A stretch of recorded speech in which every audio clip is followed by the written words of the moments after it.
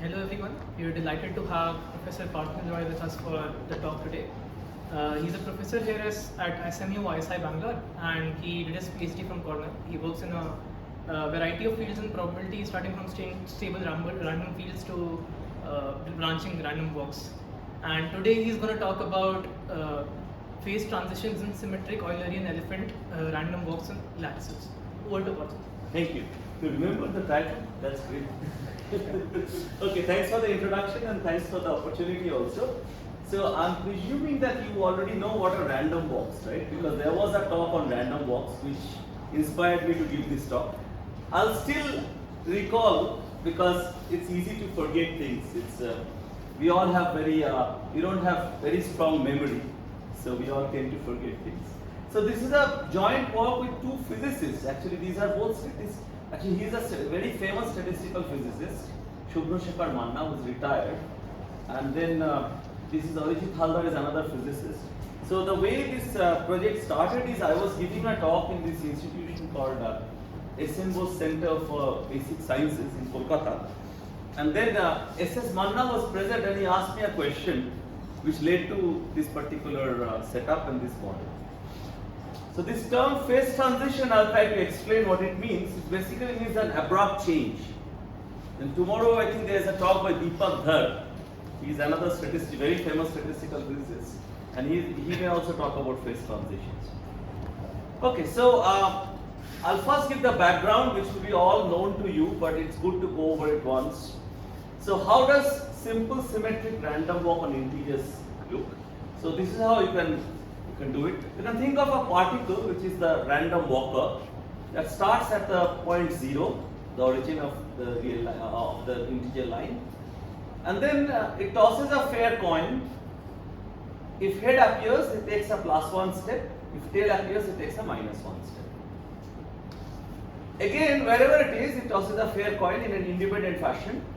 So suppose it went to +1. Then again, if head appears, it goes to +2. If tail appears, it comes back to 0.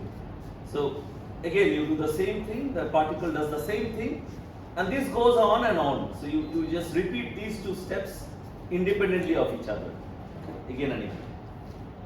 So this is how the dynamics would look. So suppose the first toss yields a head, so therefore that particle will go to +1.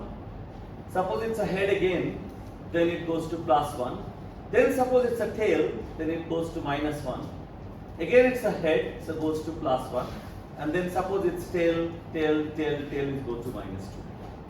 Now one reason I wanted to show this, maybe I'll go back and then show the whole video quickly, is just to see how it looks. It's like a video. Okay. Now you see that as time goes, the particle spreads out a bit. Okay. Comes back to 0, like we saw, it came back to 0, but then the particle also spread out a bit. Now, how do you mathematically formulate it? I'm sure you know it already because there has been a talk on random walk. So suppose xn is the nth step of the particle and Sn is the location of the particle at time n, which means after n steps. So therefore, these xi's, I assume them to be independent. All the coin tossings were independent and the coin was fair.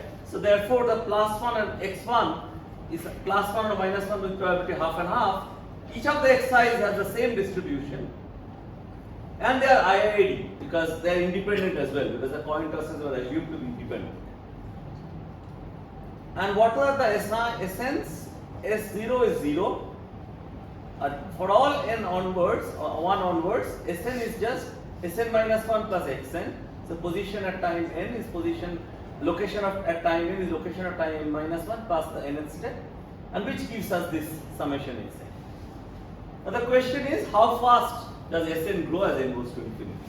In the picture, in the video that we saw, we already saw that there was a growth with time. The question is, how does it grow? And the answer is more universal. So you don't really have to assume that xi's are ±1. Suppose you start at 0 and then you just define for all n bigger than or equal to 1 Sn to be the summation xi's, where xi's now are just IID random variables taking values in z, not necessarily taking plus minus 1 value. So, in each step, you don't have to take one step at a time. You can take 2 steps, 3 steps, anything. Any particular distribution on Z you choose, you fix a distribution, and then you just generate IID from that distribution and take sums. So in this case, xn is the nth step of the particle, which follows the same distribution as x1, and they are all independent. And Sn is the location of the particle after n steps. And again, the same question can be asked. This is a more general question as n goes to infinity. Now, there are 2 cases that I would like to distinguish a bit just to for better understanding. Suppose expectation of x1 is non-zero. x1, all of the xi's are the same expectation. Suppose the expectation is finite and non-zero. Then we know that Sn grows like n, because Sn by n converges to the expectation of x1, which is non-zero. Therefore, Sn is growing like n. On the other hand, if expectation of x1 is 0, then from the strong law of large numbers, you can only say that Sn by n goes to 0 almost surely, in the sense that therefore Sn is growing much smaller than n. Now, how small it is?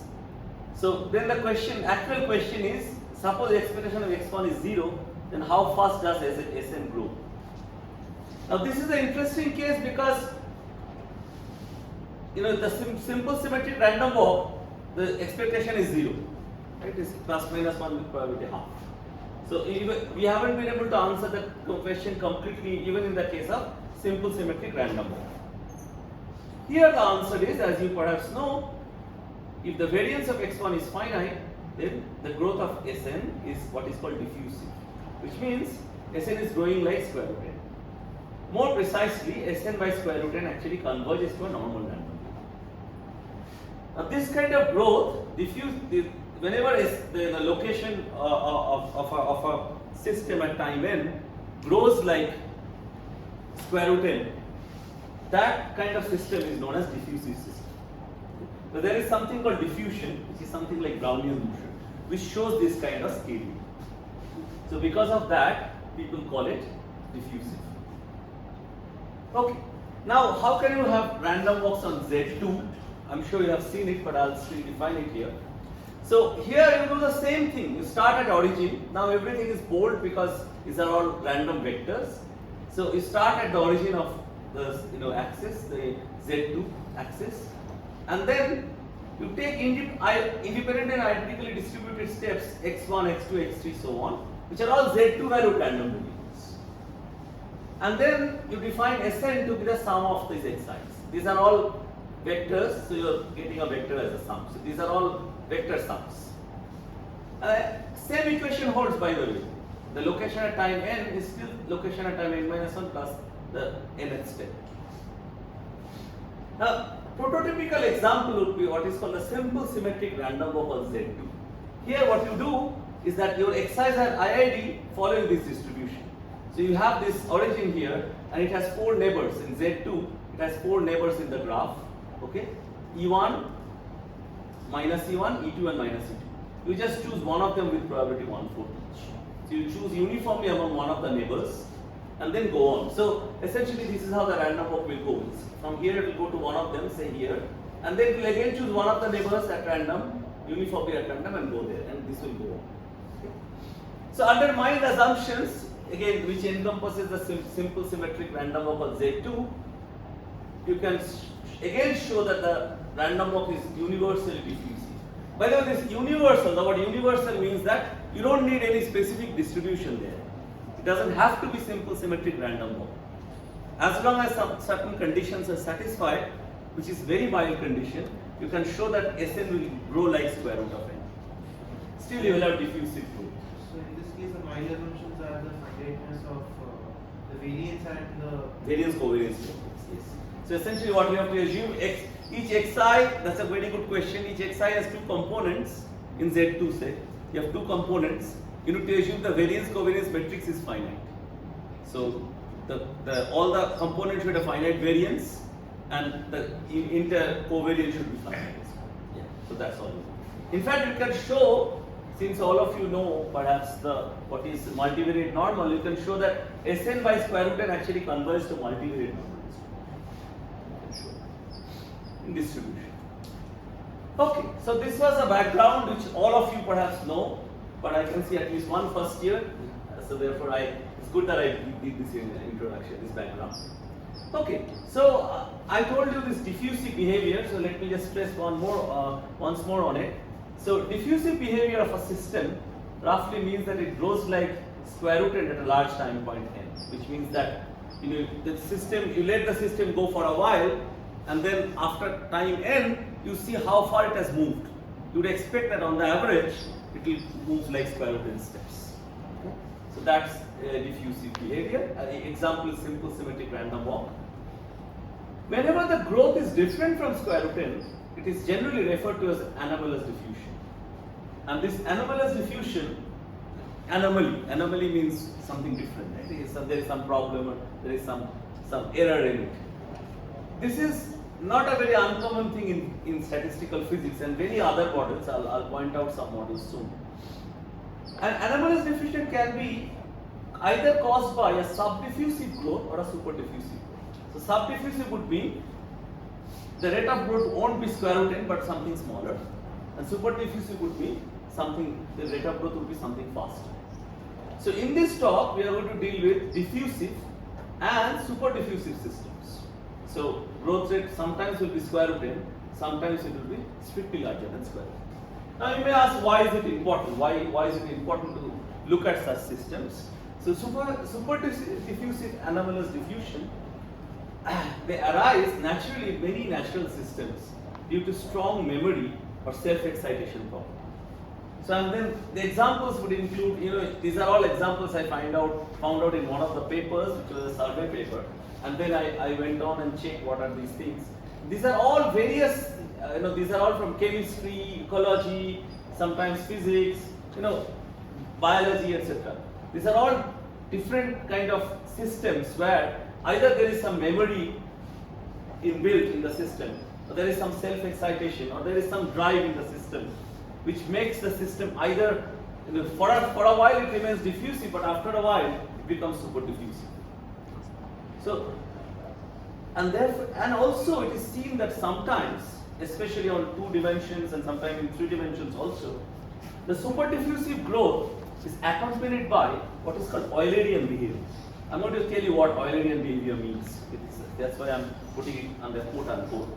So given that, we see real life phenomena with strong memory and self-excitation property, which gives rise to both, initially diffusive and later, because of stronger memory, super diffusive growth, and also it exhibits what I call Eulerian behavior. But I don't call it. The physicists call Eulerian behavior.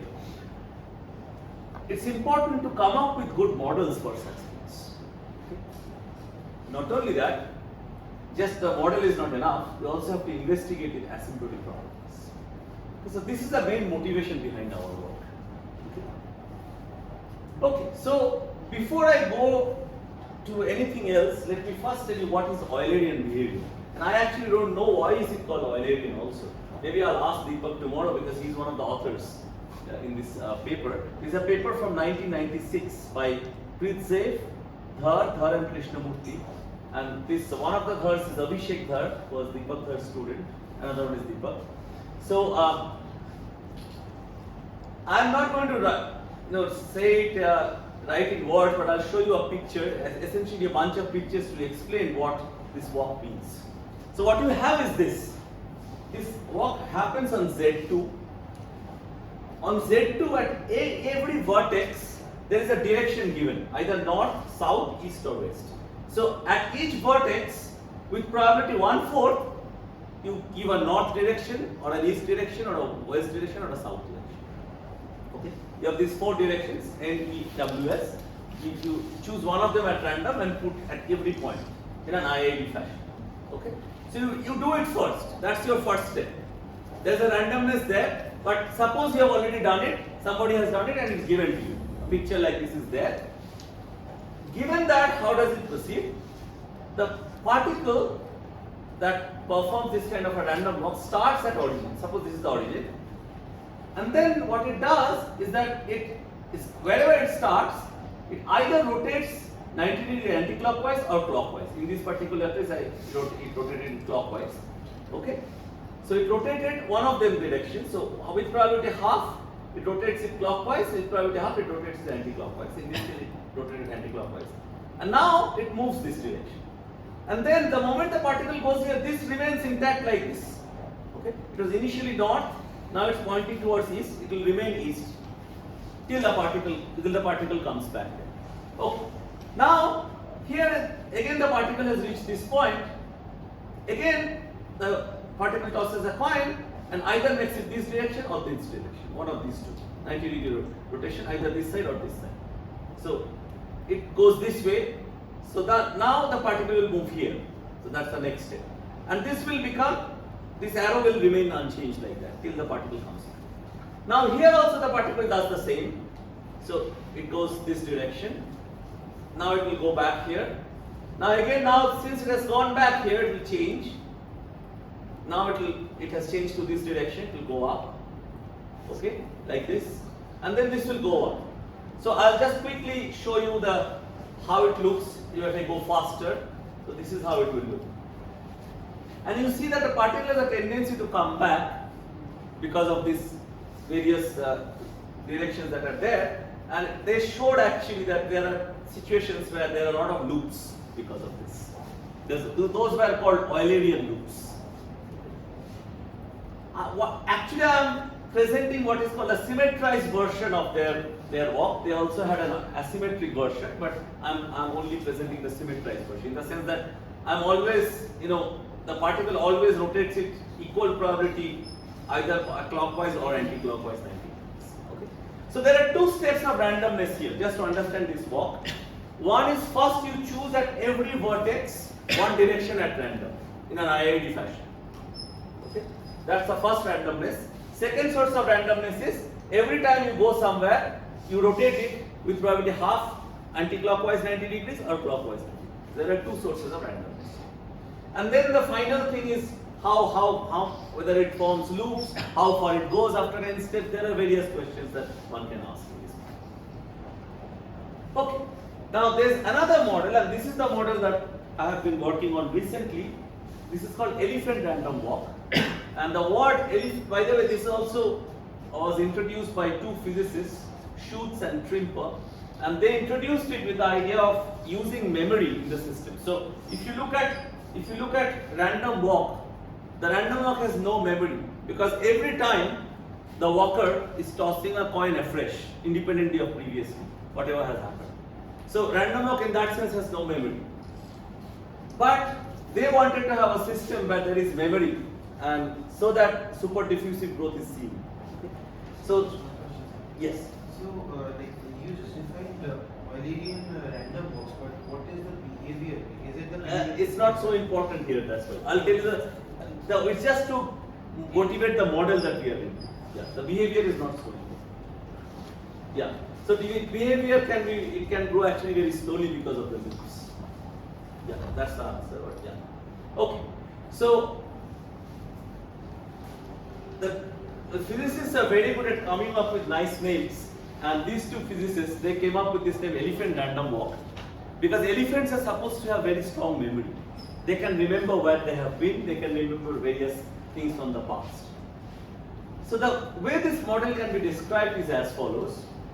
The particle starts from origin as usual, okay, just like simple symmetric random walk. Then at time 1, the particle moves to the right with probability half or to the left with probability half. So the first step x1 is plus minus 1 with probability half, which is also the position after time 1 because S0 is 0. So the first step is nothing different from the simple symmetric random walk. So far the elephant hasn't done anything extra, anything different. Then comes the actual thing. Subsequently, it chooses a step uniformly from the previous steps and repeats it with probability p or moves in the opposite direction with probability 1 minus 1. So what do I mean by that? So the elephant has reached, say, at time n. What the elephant does, he looks back at the previous steps. There are n steps that the elephant has taken. It chooses one of the steps at random. It can be either a plus 1 or a minus 1. Suppose the elephant chooses the plus 1 step. Then with probability p, the elephant will just take another +1 step, and with probability 1 minus p, the elephant will take a -1 step. Okay, this is exactly what it means by there. So mathematically speaking, what I mean is the following: from n bigger than or equal to 2, Sn, the location after time n, is the location after time n minus 1 plus the nth step. Where, what is the nth step? Nth step is just what you do. First, the elephant is choosing one of the steps at random. So the elephant is choosing a uniform number from 1 to n minus 1. Okay, the nth step is one of the n minus 1 steps chosen at random, independent of the steps itself. So it is choosing just one of the times, independent of the steps itself. Now whatever is that uniform random variable, that is x tau n is one of the chosen steps. So x tau n denotes one of the chosen steps from the past. Okay. So and then the nth step is just plus of x tau n with probability p and minus of x tau n with probability 1 minus 1. So something I'm not writing, but it is clear from the way I'm writing, is that the elephant is doing two things, right? One is choosing one of the steps at random and then tossing a coin with whose probability of head is p, say. If head appears, the elephant is just taking plus of x tau n. If tail appears, the elephant is doing minus of x tau n.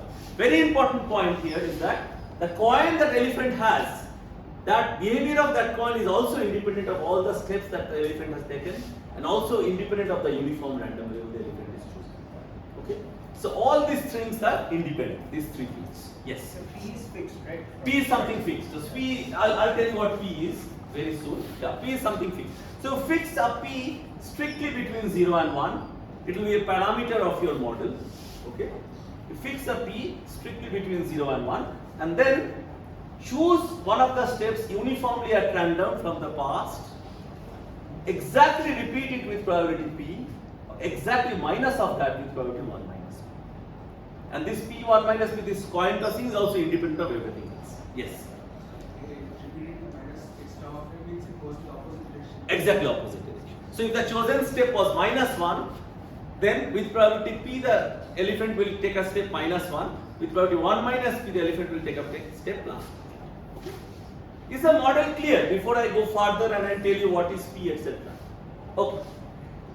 Now let's take out the very specific case where P is exactly equal to 1. Although I am going to assume P is strictly between 0 and 1. But suppose P is exactly equal to 1. That means what?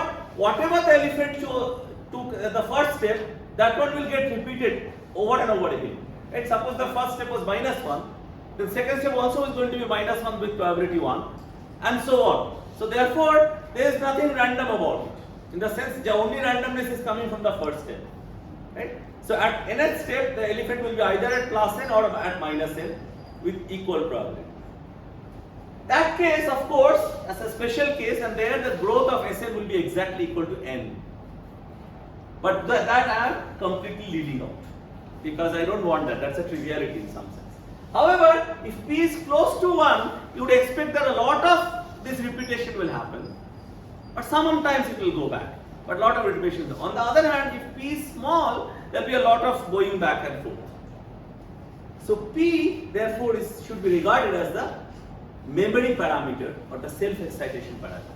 If P is high, then the elephant has long memory, a strong memory, and therefore a lot of steps are going to be similar. On the other hand, if P is small, there will be a lot of zigzags, which will make it more like simple symmetric random walk in some sense. Okay? So P is called the memory parameter. Is the model clear before I go further? Is any question on the model? Okay. Because the model should be clear. So P is called the memory or self-excitation parameter of the random walk. Now again, Sn is the location of the parameter at time n. Irrespective of the value of P, as long as P is strictly between 0 and 1, you can show that Sn by n converges to 0 almost sure.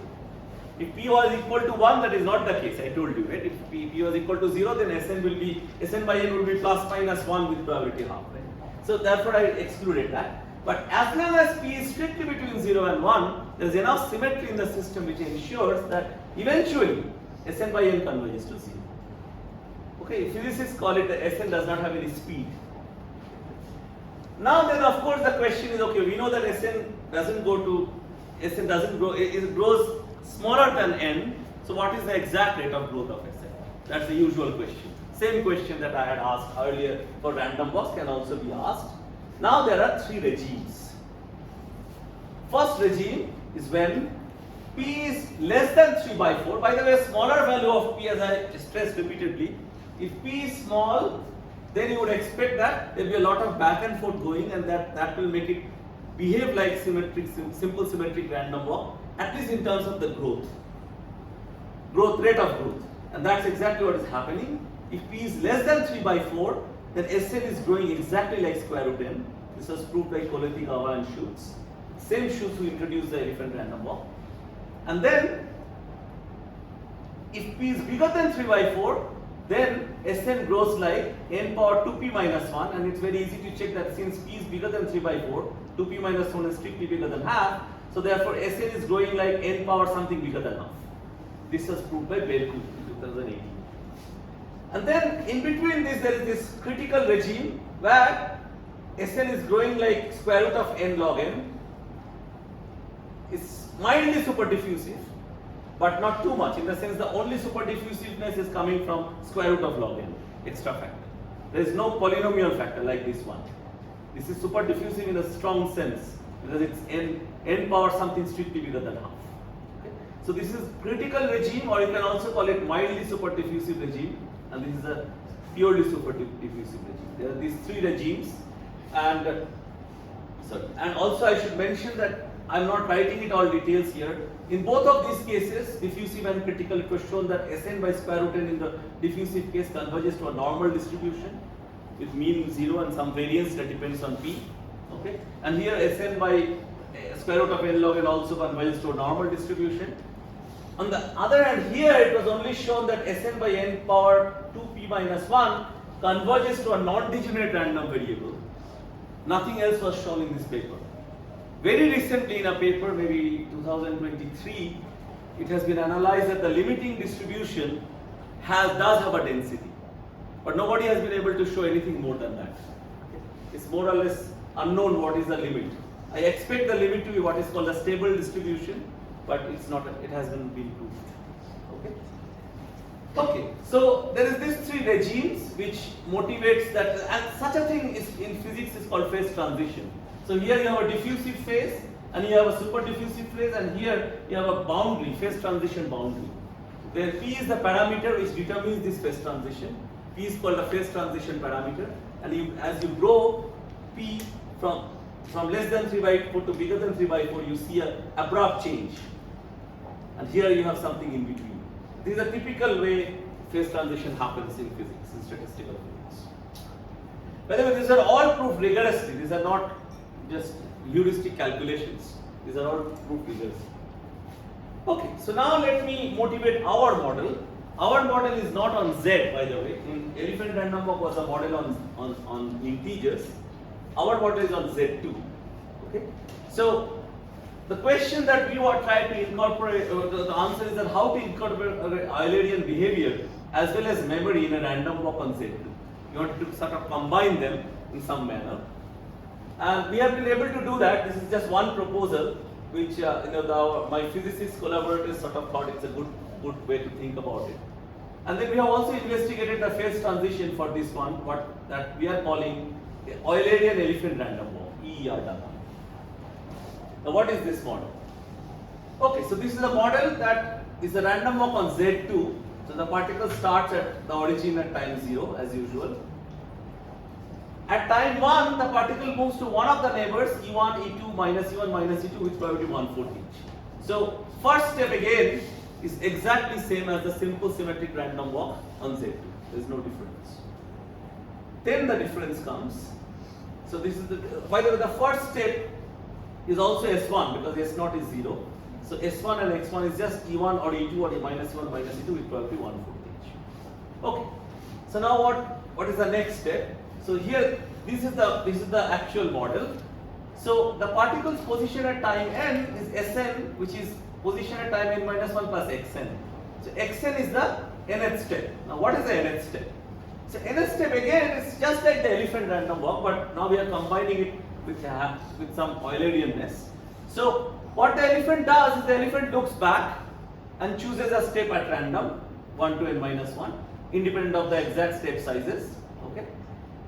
Now the nth step, the elephant repeats the exact same step that it chose with probability p, just like the elephant random walk in one dimension. And then in the rest of this, what it does, look at this map alpha, which is just 90-degree anti-clockwise rotation. Okay? So E1 goes to E2, E2 goes to minus E1, minus E1 goes to minus E2, minus E2 goes to E1. So you just look at the map alpha, which is the alpha for anti-clockwise, the anti-clockwise rotation of 90 degrees. Okay? So similar thing was there, remember, in the Eulerian random walk, so that's where it's motivated from. So with probability 1 minus p times epsilon by 2, and epsilon is another parameter, I'm going to tell you what it is. It just repeats the, it doesn't repeat the same step, but it repeats the alpha of that. So if it was say east, now the elephant is going to go to north with probability 1 minus p times epsilon by 2. Or it will go exactly the opposite, minus alpha, which means that instead of north, it will go to south. So with equal probability 1 minus p times epsilon by 2, it will go either clockwise 90 degree or anti-clockwise 90 degree direction of the chosen step. Or there is another chance, 1 minus p times 1 minus epsilon, the elephant will just go exactly opposite direction of what it chose. Okay? So there are 4 possibilities now. So the elephant has taken n minus 1 steps. The nth step has to be chosen. Elephant looks back at the past, chooses one of the steps at random. Now one of the steps is either north, south, east, west. If it is north, say, suppose the chosen step is north, then the elephant chooses, the elephant will again take another step towards north with probability p, towards east with probability 1 minus p times epsilon by 2, towards west with probability 1 minus p times epsilon by 2, and towards south with probability 1 minus p times 1 minus epsilon. Okay. So there are 2 parameters now, p and epsilon. I haven't told you what the values are, I'll tell you. Okay. So this is this one. Yes. Like for x tau n, there is no dependency on epsilon. Is it intentionally or? Sorry, x tau n, there is no epsilon. Yeah. No. Yeah. So like. This, I'll tell you why. Epsilon is what is called the Eulerian parameter.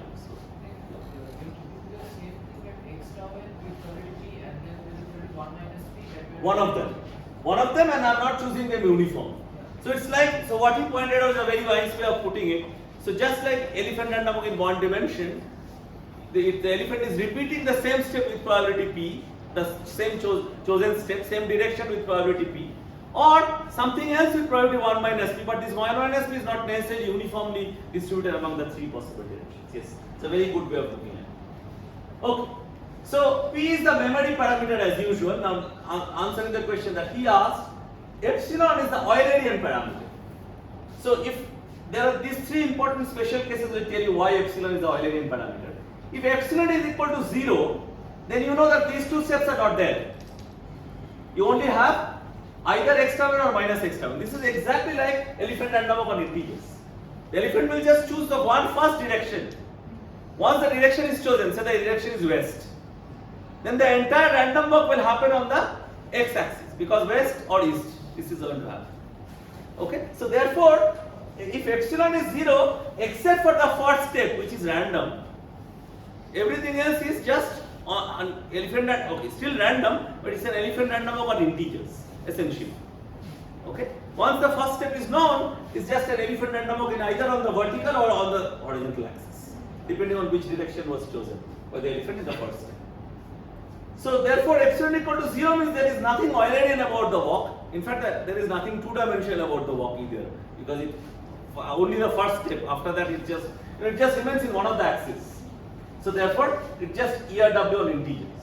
On the other hand, if epsilon is 1, that means there is no going back. So if north is chosen, then the elephant will either go to north or east or west. So this is totally Eulerian elephant random walk or 2-dimensional lattice.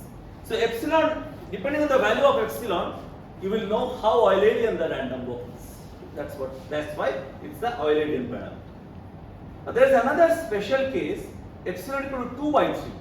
If you put epsilon equal to 2 by 3, you will see that all of this will become 1 minus p times 1 over 3. because 2 by 3 will make this 1 over 3, 1 over 3, 1 over 3. So that is already known. This has another name. This is called elephant random walk on the 2-dimensional lattice. So 2-dimensional lattice also there is an elephant random walk where you just, following the observation that he made, is that what you do is you just choose, elephant chooses one of the steps, repeats with probability p, and then chooses one of the other steps with probability 1 minus p by 3. So there are 4 possibilities, either repeat it or do. So that is the special case epsilon equal to 2 by 3. So this is a model, this is why we like this model a lot, which encompasses, by choosing various values of the parameters, the classical elephant random walk in 1 dimension, as well as the totally Eulerian elephant random walk on 2 dimension, as well as elephant random walk on 2-dimensional lattice, which is already known. Okay, this model was known. These 2 models were known. Epsilon equal to 1 is our model, new model, but these 2 models are already known.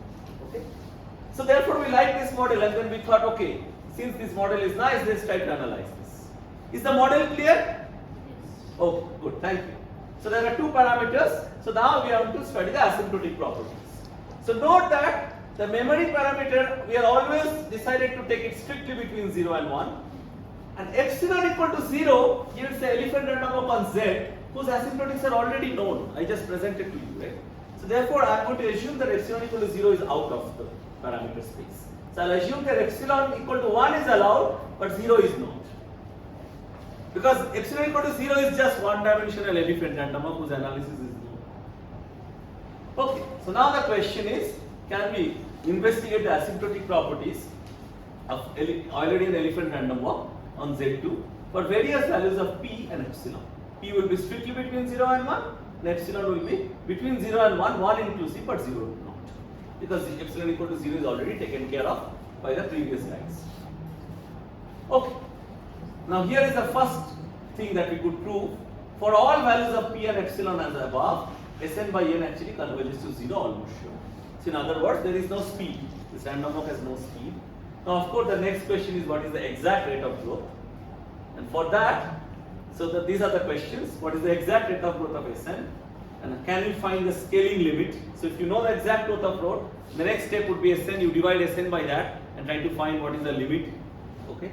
And also, can we observe a phase transition from diffusive to superdiffusive, just like elephant random walk people have observed.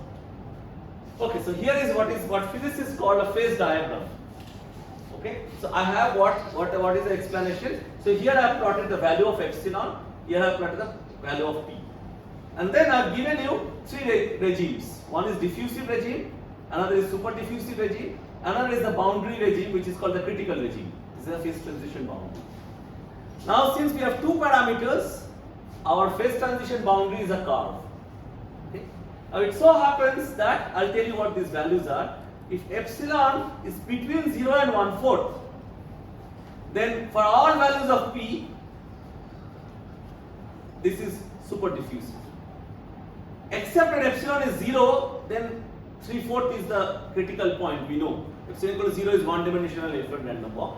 But that we are anyway excluding, but if you had included that, then I have it here. Here up to this would be diffusive and there it would be superdiffusive. So there is a discontinuity of phase transition at epsilon equal to 0. But that's obvious because epsilon equal to 0 to epsilon, anything slightly bigger than 0 makes the dynamics completely different. One of these 1-dimensional, another one is 2-dimensional. There is a dimension jump, and therefore this is not at all surprising that this phase transition boundary has a drop here. So anyway, what it says is that as long as epsilon is strictly bigger than 0 and less than or equal to 1/4, the walk is always diffusive, always superdiffusive. Sorry. So there is no diffusive part at all. And then when epsilon is bigger than 1/4 and less than or equal to 2 by 3, there is a boundary, and this boundary is given by p equal to 1/4 epsilon. So if p equal to 1/4 epsilon in this regime, then it's critical behavior. Before that, if p is less than 1/4 epsilon, then it's diffusive. If p is bigger than 1/4 epsilon, it's super diffusive. Again, if epsilon is between 2 by 3 and 1, then the same thing happens with p equal to this guy. If p equals this guy, then it's critical. Below that, if p is below that guy, then 3 minus 4 2 epsilon by 4 minus 2 epsilon, whatever that is, then here it's diffusive, and above is superdiffusive. Not only that, you see that there are two issues. One is that here, up to here, there is no diffusive regime. From here, it starts to have a diffusive regime. So therefore, this phase transition boundary, if you look at it, it sort of has a kink here. Okay, so there is a point where it's not differentiable. But another one is here, which is epsilon equal to 2 by 3, and epsilon equal to 2 by 3, remember, is the case where this is the usual elephant random walk on Z2. So epsilon equal to 2 by 3 would mean that the elephant will either repeat the step with probability P, or with probability 1 minus P by 3, it will repeat one of the 3 steps at random. Okay? So that somehow plays a very important role, and there is a kink here also. There is a point of non-differentiability here also. And the rate of growth, now I am using a different color because the rate of growth also changes from here to here. The rate of growth, where as long as it is diffusive, is exactly square root n. As long as it's critical, it's mildly superdiffusive, it's exactly square root of n log n. And superdiffusive are two regimes. Below 2 by 3, if epsilon is less than or equal to 2 by 3, it grows like this. If epsilon is bigger than 2 by 3, it grows like this. There's a difference between these two. So epsilon equal to 2 by 3 sort of plays a very important on a boundary here. And that's sort of nice because epsilon equal to 2 by 3 is a known model. A known model is playing like a boundary here. So this is the way a physicist will present the result, but then I don't like it. I like it to give the story, but then we should, at the end of the day, we should write some theorems. So here is the theorem. So now if epsilon is between 1 by 4 and 2 by 3 and P is less than 1 over 4 by epsilon, then you have diffusive regime. Sn by square root n converges. Now remember this is on Z2, so it converges to a bivariate normal whose variance is well known. It's in terms of epsilon and P, one can write it down. I'm not writing it down. It's possible. Again, when epsilon is between 2 by 3 and 1 and P is less than this guy, then also again another superdiffusive regime with normal convergence, bivariate normal convergence. Now note that epsilon between 0 and 1 by 4, there is no diffusive regime. There is no critical regime either. So epsilon is 0 to 1 by 4, only superdiffusive regime. So epsilon is between 1 by 4 and 2 by 3 and P is equal to this critical value, then the rate of growth is the square root of n log n, so mildly superdiffusive. Again, the limit is bivariate normal. But all of them will depend on epsilon and P. They are all different in the sense that this sigma epsilon P depends on both epsilon and P. So all four of them are like the expressions are different or same? No, they are not same. They are not completely same. Yeah. Expressions also valid. I'm not writing it, but they are valid. Yeah. Here again, same thing in this regime. And in the superdiffusive regime, the rate of growths are different. I told you, right? So up to 2 by 3 there is one rate of growth, and after 2 by 3 is another rate of growth. And again, here we could only show that it converges to a non-zero bivariate random vector. In fact, we could show that both components are non-zero. That's all we could show. But we couldn't show anything else. We don't know how it behaves. Okay? We don't know much about the limit, except that it is non-zero. Well, non-degenerate. We're non-degenerate. I said by non-zero I mean non-degenerate bivariate random vector. Okay. Now all of these, all the distribution will depend on epsilon and P. Here at least the dependence is well known, in the sense we have been able to calculate this sigma epsilon P explicitly, but here we don't know the distribution. But that's not surprising, because even in the classical elephant random walk, the exact distribution in the limit in the superdiffusive regime is not known. Only recently it has been shown that it has a density. I don't know whether it can be shown whether this has a bivariate density. That would be very interesting work, even that can be done. Okay, so now I'll give some heuristics and some proof, but before that, is there any question on the results? Model is clear, the results are clear, I hope. And the physicists are very excited to see a phase diagram like this, and they always say that whenever you have a point of non-differentiability in the phase transition diagram, it means that something special is going on. For example, here there is a discontinuity, and the reason being a one-dimensional walk suddenly becomes two-dimensional. That's why there is a jump. They say that something definitely is going on here and also here. And we don't know for sure, we only have some simulations and from there we have some guesses which I am going to tell you. So this is the guess. So for example, why 1 by 4? That is even not clear. We believe that because the degree is 4, maybe that is why it's 1 by 4. So we also want to do the calculations in other lattices, like there is this honeycomb lattice, which is hexagonal lattice, where the degree is 3. Also you can talk about triangular lattice where the degree is 6. There we should try and see what happens, but we didn't get time to do that. But what we saw using simulations was the following. Epsilon between 0 and 1 by 4, in this part there was not much of loops of zigzag paths. Because the Eulerian parameter was small, so therefore not many loops or zigzag paths, so therefore the walk was going reasonably fast. And that's why the superdiffusive growth all the time. Okay? The walks was faster than simple symmetric random walk. That's why there is superdiffusive growth.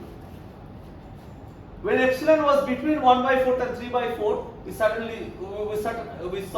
the loops and zigzag paths were formed, and these were increasing. So zigzag paths are like this, right? Lot of zigzag paths always slows it down, because if instead of going like this in one direction, it's going like this, it will slow it down. On the other, loops will slow it down even farther. So we saw that these are all only through simulations. We haven't been able to prove this. If epsilon is between 1 by 4 and 2 by 3, we saw that the loops and zigzag paths were increasing with the value of epsilon. So that's why as epsilon grows, you need P to be larger and larger to get to superdiffusive. Okay? When epsilon is small, P can be small and yet the walk can be superdiffusive. But when epsilon is big, you need a bigger P. But then suddenly at 2 by 3 we saw that the loops and zigzag paths, they started decreasing with epsilon. Okay? Because epsilon equal to 2 by 3 was the point where you choose all the other ones uniformly. So you give uniform importance, so that's why this change is happening, I think. Okay? But we haven't been able to formalize this. Only through simulations we saw that. And therefore, now, in order to be superdiffusive, you don't really have to be that big. Like slightly smaller also you can be superdiffusive. And it's all happening because of loops and zigzag paths, but the proof completely misses it. I'll tell you the proof. The proof is a completely different kind of proof that it completely misses it. And we believe that if we look at the large deviations, which basically means analysis of rare events, then perhaps we will be able to see exactly what is happening. And all these things can perhaps be formalized there. But we don't know the idea. We don't have the idea. But I think this is the intuition behind what's happening. Why such a phase transition? The phase transition diagram is observed. Okay? Now what is the proof? The proof uses something that all of you, I think, I have taught, except our first years. There is this thing called Polya's-Arm scheme. What is Polya's-Arm scheme? Polya's-Arm scheme is, remember, suppose I'll give a special case. Suppose you have an arm or a box with 2 balls. One red ball, one black ball. And then you choose one ball at random, look at its color, give it back to the arm, and then whatever the color was, say black, you put one more ball of black color in the arm, and you go on doing this. This is Polya's-Arm scheme. This was, I think, the first example that I gave of composite experiment. So whenever conditional probability I introduce, I discuss that. Now here, the Polya-Arm scheme is going to be slightly different in the sense, forget about this elephant random walk, Eulerian one. Let's go back to the classical one. Okay? There what you can do is the following. So you have one black ball and one blue, say red ball to start with, say. Okay? And then you choose, actually you don't even do that. First ball you choose at random between black and red. You put it in the box. That's your first step. Then you choose a ball at random. Of course now you have only one ball, so nothing much to do. You put it back in the urn. Remember its color. Now you toss a coin independent of everything else, whose probability of head is P. If head appears, you repeat the same color. If tail appears, you repeat. You put a ball of different color. So you understand, right? So you first have a ball You first choose a ball at random, put it there. Whatever the color is, you observe that. Suppose the color is black. Then with probability P, of course you put the ball back. With probability P, you add a ball of color black, or with probability 1 minus P, you add a ball of color red. Okay? And then go on doing this. Again you choose the ball at random and go on doing this. So these are called generalized Polya arms, because Polya just said, okay, you just repeat the same color. Here we are following Polya with probability P and completely disobeying Polya with probability 1 minus P. Okay? So that's why these are generalized Polya arms. And if you look at it, every time I am doing it, I am actually following the elephant random walk steps.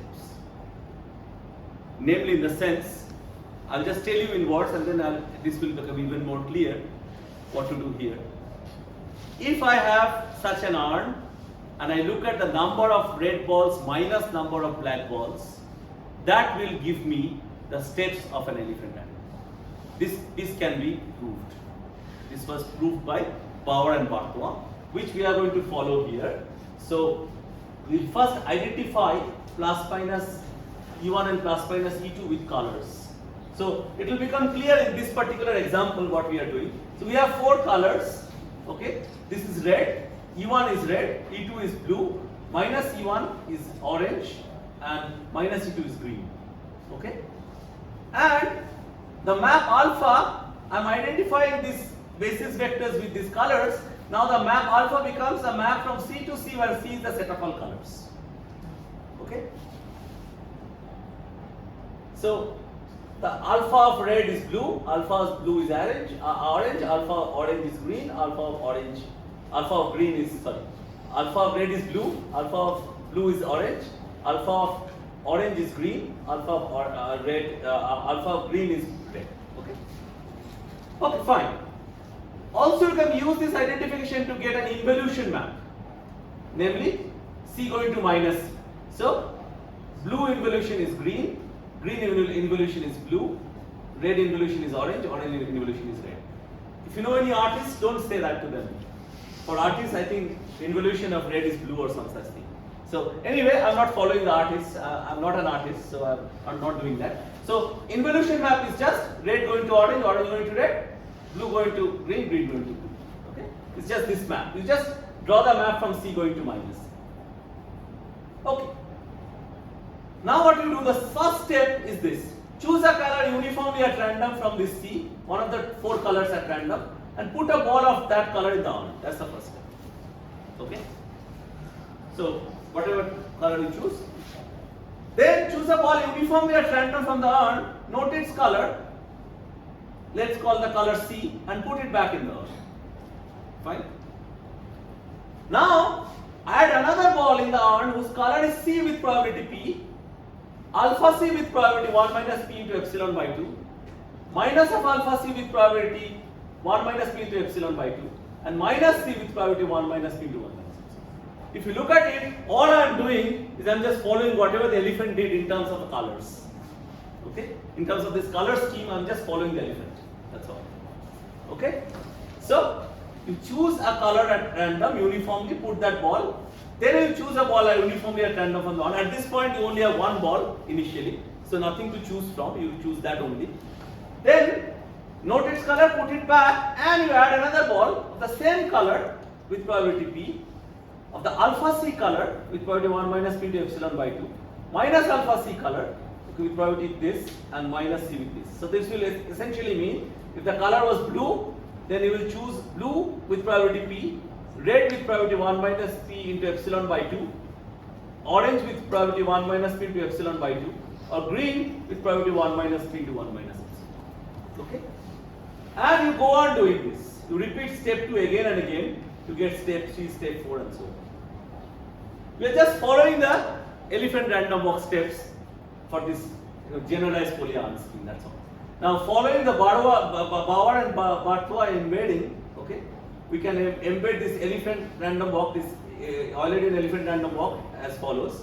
Suppose after n steps in this generalized Polya Rn is the number of red balls, Bn is the number of blue balls, ON is the number of orange balls, GN is the number of green balls. Okay. Then you can see very easily that SN, which is the position of the elephant, Eulerian elephant after n steps, is just equal to Rn minus On, Bn minus Gn. Okay. So very easy to observe this. This is just an embedding, just following these guys. Then Janssen, in his paper in 2004, he proved that if you divide this vector by n, that converges to 1 by 4, 1 by 4, 1 by 4, 1 by 4. Because eventually the proportions become equal. Because there is symmetry in the system. You are choosing everything uniformly at random, etc. Because of the symmetry, it's not difficult to show. Yes. Which will imply that Sn by n, which is this minus this converges almost surely to 0. Because we know almost sure convergence behaves very well with continuous maps. Right? So therefore, we can do this. Not only that, Janssen also proved scaling limits of these guys in 3 regimes: diffusive, critical and superdiffusive regimes. So we'll just invoke their results directly to get to the limit, the scaling limit of this, exact scaling limit, and then finally we'll use what is called continuous mapping theorem from there to get to this scaling limit of the Sn. So Sn is just a function of Rn, Bn, On, Gn. So Janssen has proved central limit theorems for this vector, okay, and then use that, invoke that, and this using that is not completely easy because you have to check a lot of linear algebraic steps. You have to go to the Jordan canonical form of what is called a mean replacement matrix, okay. So and then you have to use some linear algebra, some random, so some not random, some eigenvectors have to be calculated, etc., etc. And the entire thing boils down to calculation of eigenvalues and eigenvectors. And finally, you have to use what is called continuous mapping theorem to get to central limit theorem for Sn. So this is the idea of the proof. And then of course there are more questions than answers in this regime, in this paper so far, because, for example, large deviation principle, which means that large deviation essentially refers to how rare events happen. Okay? So what are these changeovers at epsilon equal to 1 by 4 and 2 by 3? Why 1 by 4? Is it 1 over 4 because 4 is a degree? So physicists call this degree, common degree, as condition number. So my physicist collaborators, they think that it's because of the condition number, but we haven't checked the other ones. We have to check maybe the hexagonal lattice first. And then what happens at 2 by 3? 2 by 3, remember, is the usual elephant random walk on 2D lattice. The 2D lattice, that is known already. Okay? So exactly what is happening, so that loops and zigzag paths, the heuristic that I gave, can it be formalized somehow? And we believe that from large deviation principle it can be formalized, but we don't know. An ongoing work with my student Tamojit Shadu Khan is that we are proving what are called the law of iterated logarithms, at least in the diffusive regime. And then we believe that in the diffusive regime it should be recurrent. And maybe super diffusive regime it will be transient. In the elephant random walk, one-dimensional elephant, that is the case. So I'm not sure this will happen here also. But we believe that at least in the diffusive regime it should be recurrent. And by the way, recurrent and transience, those who don't know, recurrence just means that will the elephant come back to the origin again and again. So in other words, will the elephant come back to origin with probability 1? Okay. As opposed to the elephant has a chance of never coming back. So now again, another question is, in the super diffusive regime, we don't know anything about the scaling limit, but this is also a very hard question because even in the classical elephant random walk, not much is known. Another thing important is the statistical inference on P and epsilon. Suppose you observe an elephant and look at its path, can you estimate P and epsilon? Is another question. So not on this model, but in a different model, we are working on a statistician on statistical inference, but this model is still wide open. So thank you very much for your attention. I hope I could convey the gist of the work. If you have any questions, please feel free to ask.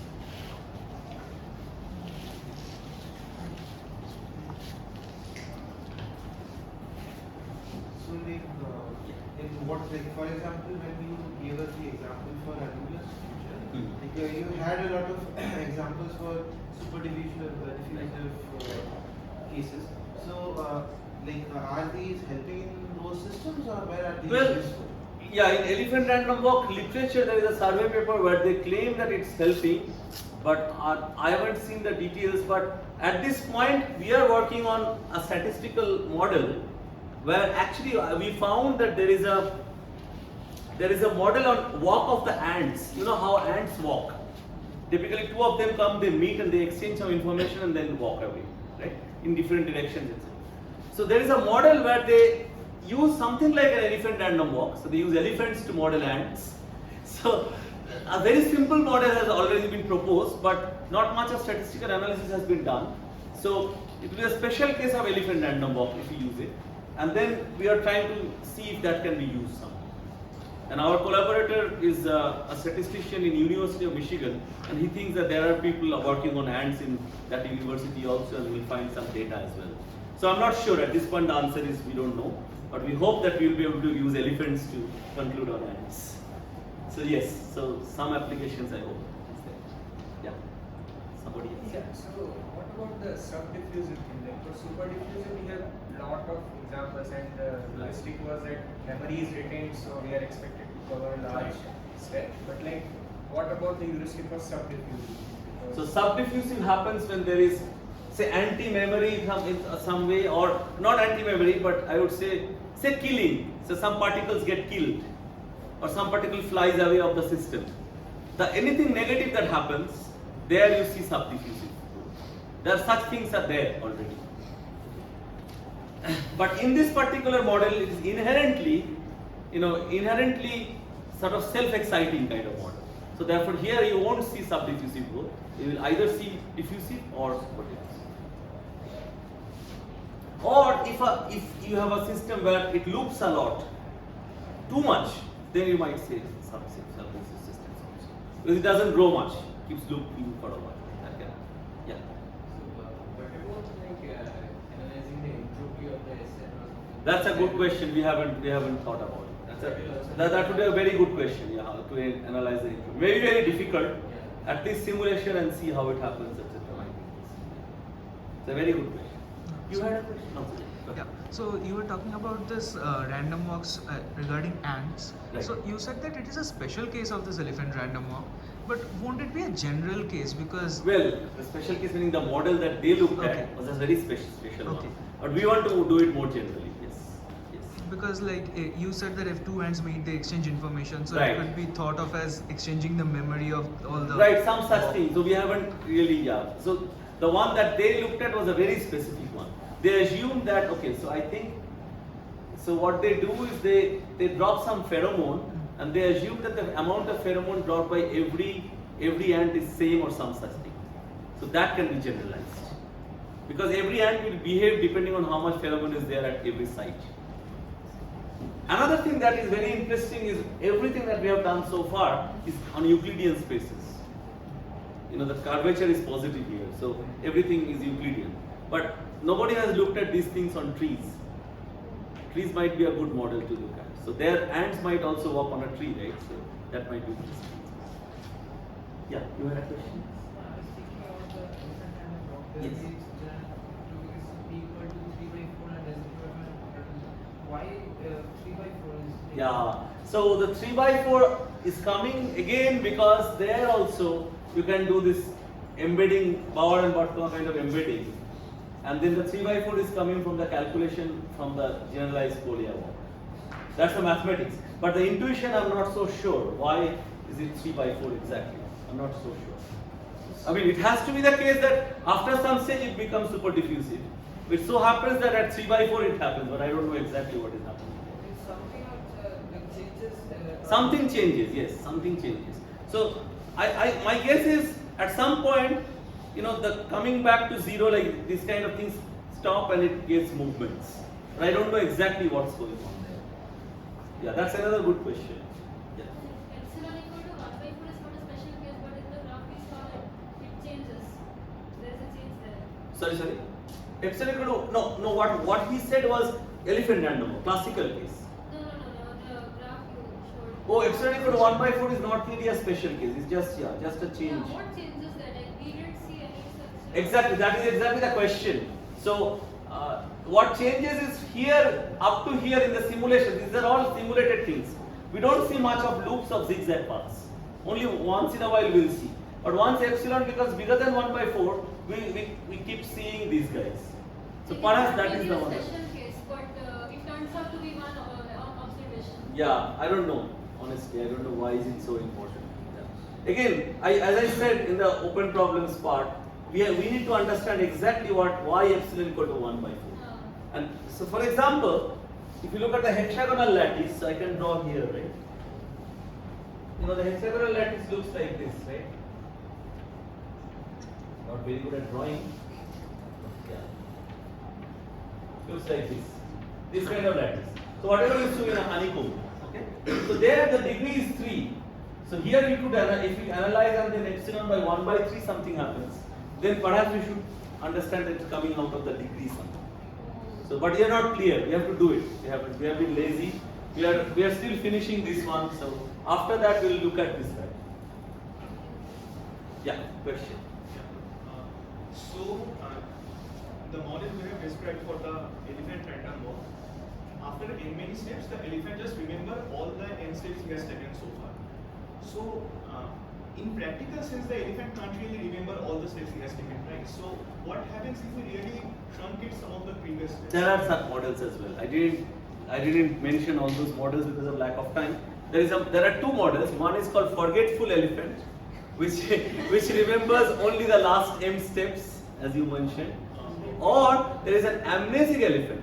You know, if you have amnesia, I am now getting older, so I'm scared of all these things. You are not. You don't have to be. So amnesia, I have seen it with my mother especially. She can remember the older things, but recent things she keeps forgetting. I told her something yesterday, she will forget it. She's 70 plus. So amnesic elephants are the ones who remember the first m steps maybe and forget the recent past. And then what they have done is, in both cases, they have this m is an mn. It depends on n, how much it remembers. So it's like n power some theta. They have parameterized it. And then depending on theta, there is phase transition. All these kind of results are there. I think this one of them is by Alan Goot and his co-authors, and then there are some other ones. Yeah, there are many such models actually. But it would be just if n depends on it. M depends on it. Because if n gets larger and larger, maybe it will remember more. So like, can this be connected to something like lazy random walks? Because in lazy You can have laziness here. because in lazy random walk we stay there with p and move ahead with the minus p. Right. Here, repeating the state with p, like retaining that state and changing the state with 1 minus p. So from there, can we have some kind of intuition for 1 by 4 or something? I don't know. Maybe possible. But there is a lazy version of usual elephant random walk as well, where it repeats the same step with probability p, and it doesn't do anything with some probability, and then doesn't move at all. So there is a lazy version of that, but that's a different answer. What you are asking, I don't know. Maybe it can be compared with some lazy random walk and see what's going on in possible. But somehow the loop formation starts after 1 by 4. Something happening at 1 by 4 which we don't know. It's very intriguing. You know, in the simulation it's clear. There are not so many loops. 1 or 2 loops you can see after a lot of simulations. But here immediately you start seeing loops. And these simulations physicists are very good at. You know, they quickly simulate and they can understand the pattern. For example, you know, they simulated various values and then they immediately said, you know, Parthanil, I'm sure there is some nonlinear phase transition. By the way, why is it called nonlinear phase transition? Because the phase transition boundary is highly nonlinear. And I first of all didn't understand what it means. I told him what do you mean by nonlinear phase transition. Then they said, okay, there must be a curve or something. They could guess some curve will be there. They could not guess the exact curve, of course, but they could guess that. I don't know how they did it. I asked them, they said, oh, no, it's clear from the picture. I don't know. But then I had to do the calculations, etc. But it was very nice.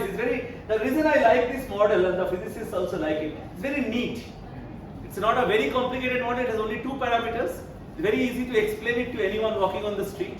Okay, nobody would be interested, but if somebody is interested, it's easy to explain them. and then the phase diagram looks very neat. So that's something physicists like this kind of two-dimensional phase diagrams a lot, which I realize now. But we still have to figure out what's happening at 1/4 and 2/3. 2/3 still we have some intuition, maybe 2/3 is an important model, so something non-uniform versus non-uniform other way around is happening. But 1/4 is not even clear what is happening. So I think both are very intriguing. Like 2/3 can be something like we are giving much more. Exactly. importance to the 2/3 is about importance. 2/3 is exactly where everything is uniformly important, all the other ones. We are sort of making this two more important or this one more important. So it's kind of expected that 2/3 something will happen. But 1/4 we are not sure. Maybe this case should be handled first and then checked. Something like that is happening. And the proof using linear algebra and those matrices, those really doesn't enlighten about epsilon is equal to 1/4. Right, that is the problem. The proof completely forgets about the dynamics. Because the proof, once you go to this Arndt model, it's all about keeping track of the Arndts, how many balls of what color is there, etc. It completely forgets the exact movements, geometry of the picture. So that's where in some sense I would say it's a drawback of the proof that we are not able to get anything other than some algebra. Okay? It's just, it's all about two eigenvalues crossing over.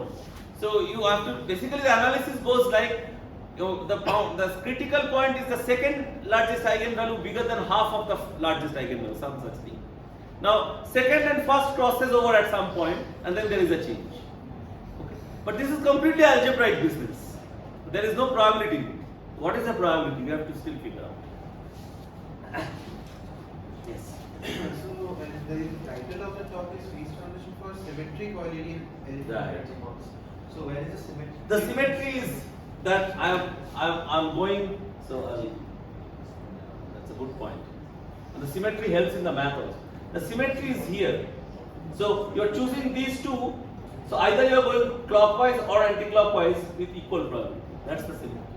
If this was asymmetric, then it would have been very problematic because of this symmetry, there is something called mean replacement matrix. That matrix is becoming diagonalizable, and hence all the eigenvalues are becoming real, and then it's becoming easier to analyze. If it was not symmetric, we'll have non-real complex eigenvalues, and then the results will become more complicated. It's not easy to analyze those. So that's why symmetry helps us a lot. As you know, any symmetric matrix is diagonalizable, right? So that helps. But even then there is enough challenge, so we thought that we'll keep it that way. It's possible to have another parameter and make it asymmetric, but then it will become more complicated. So we didn't want to do that at this point. And even here there are enough questions, so let's try to understand. Yeah, this is the symmetry. Thank you. Many questions, so that's always good. Thank you. So you have the class for the whole day. You must be tired, and then it's great to see that. And most of you are my students at some point or the other. Thanks. Let's thank the speaker if there are no more questions.